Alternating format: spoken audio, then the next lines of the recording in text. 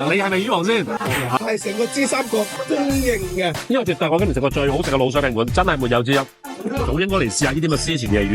呢度咧真係得我揸咗個半鐘頭過嚟，我覺得絕對值得過嚟嘅。嚟港澳車北上，發掘好嘢食啊！今日嚟到你哋嘅新會啊，今次繼續有啲新會特色嘅嘢食，就係呢個絲前夜魚啊。聽人講呢度嘅老細咧係佢魚王喎，究竟係咪真係咁犀利咧？今日同你一齊去試下佢 ，Let's go！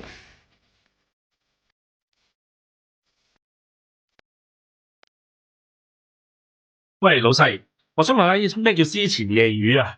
夜晚喺我哋先前食嘅魚都叫夜魚，晚黑嗰啲係以前啲人冇宵夜檔啊嘛，嗰啲人就要揾埋一個地方去煮夜魚食當宵夜啊嘛。而家個個豐衣足食，日頭都有魚食。哦，夜魚係代表夜晚嘅時間，嗰個夜字係代表夜晚。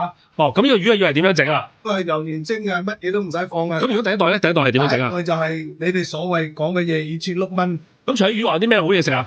碌冇啊，滷水大腸啊。哦，咁幫我嚟個拼盤，唔該。坐一陣幫你坐定幫點啊？坐半張。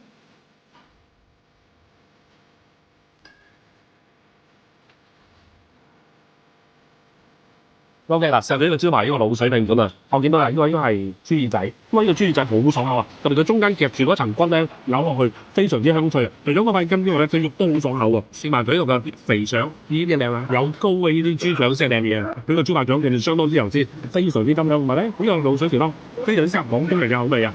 到最後試下佢呢個鵝啦，嗱擺住佢啦，呢個鵝咧油脂係相當充足㗎，哇！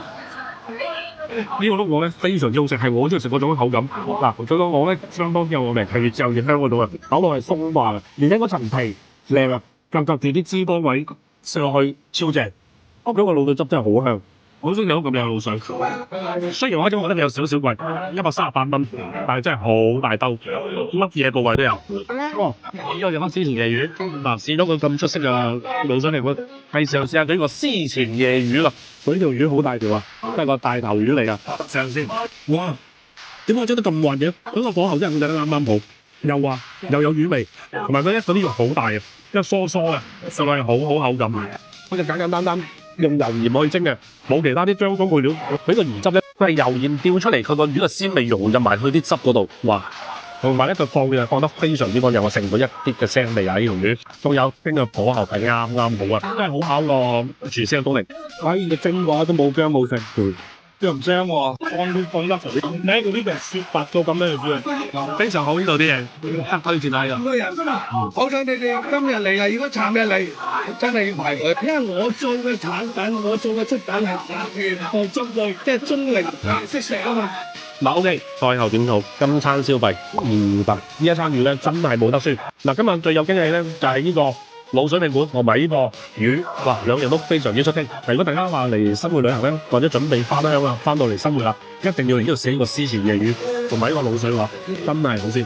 嗱，另外咧，大家覺得新會仲有啲咩好食嘅農莊飯店或者特色嘅嘢，可以分享俾我聽。一年幾期佢哋食多啲新會唔同嘅特色食品。